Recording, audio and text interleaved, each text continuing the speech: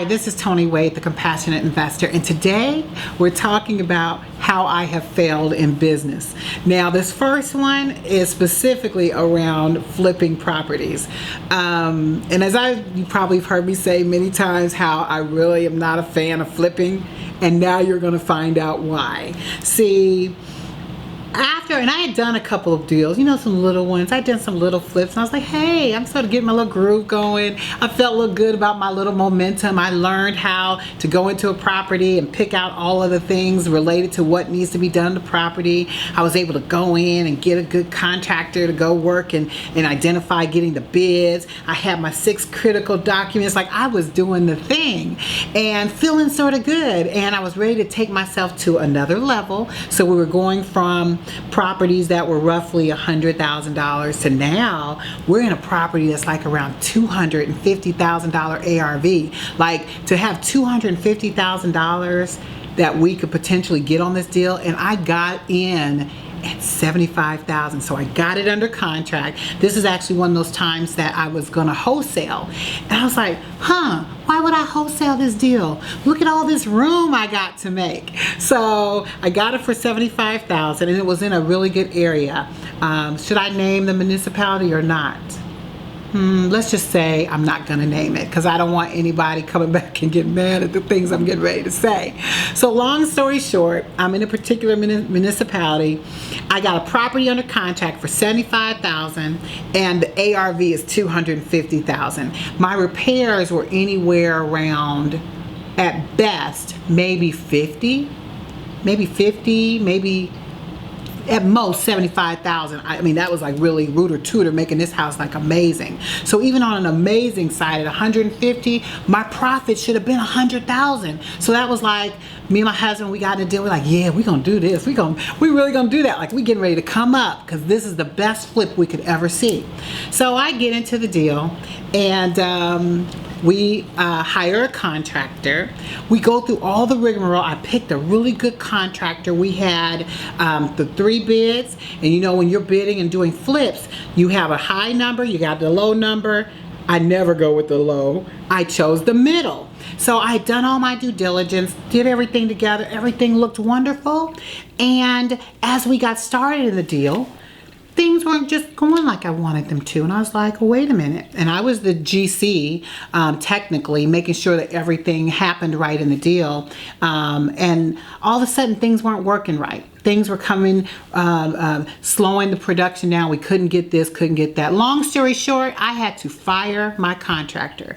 Now, let me just tell you, once you fire your contractor in a deal, it's like starting over again. It's like the worst thing. So I'm trying to keep costs down and making sure we're only paying out draws as we need to. But once it started going sour, I was like, okay, we're not going to do this. So I fired him. Now, the deals that we were doing required us to get a permit. So I was like, okay, cool. So I had all the paperwork that he created. Now, I'm just going to say, he don't look like me. My contractor, doesn't look like me. Our complexion's not the same. Our gender's not the same. Y'all know where I'm going with this, right? But he had all of these designs and stuff that were snapped by a planner. As a matter of fact, the plan that he got approved, the same day he went in, almost looked like my son did it. It was like with crayons. But they approved it, stamped his thing, and he was approved. So I fired him. So to me, that seems simple. I'm just going to go and resubmit as me, because he submitted to the municipality as him. So because he was fired, those plans followed him. I had to resubmit. So here I am in my municipality, and I was like, okay, I need to go ahead and get a permit. I submitted to their planning department, their planner, and he looks at it and he says, well, ma'am, you're gonna need bloop, bloop, and bloop. I was like, really? Well, this is the one that he submitted. You guys checked it off. He's like, oh no, you're gonna have to get an architect. And I was like, okay. So I went and found me an architect. The architect I picked was an amazing man. He looked just like me. I support Black-owned businesses because that's what we do. And he comes, an architect with credentials, with sealed documents. We submitted. And the planning board rejected what he submitted. And I was like, We went on and on in this thing for 6 months trying to get it approved with my architect, with our plans that were already approved already in this municipality by the contractor that didn't look like me. Long story short, I was in this deal. Y'all already know I was supposed to make $100,000 profit on this deal. How about by the time we got done with this deal, they had me replace all the windows because now the windows weren't compliant and I needed all new windows that he had approved before. They also said we had to re-pour the concrete in the driveway because now the driveway has too many cracks and you're going to have to get that done.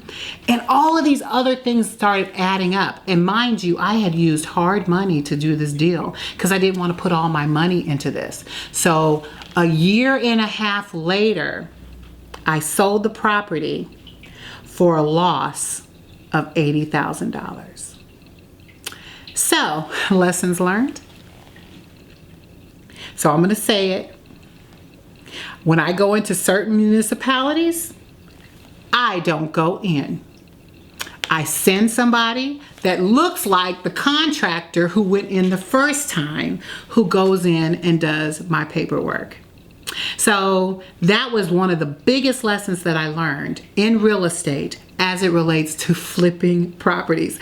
And I can say to this day, as much as the deals that I get coming across my plate, I'm still a little paused by that. It still digs at me a little bit when I think about that $80,000 loss, because I should have made $100,000, but instead I had to pay $80,000 of all the money that I had gained in real estate toward this fail. But to this day, I can say I have learned a lot in how to move forward and move toward success. So if you liked what you just heard, please give me some comments. I don't know if you've had the same experiences that I have, being a person that might look like me, but please give comments and share, because I'm excited about helping you get to the next level. And we'll be back in just a moment.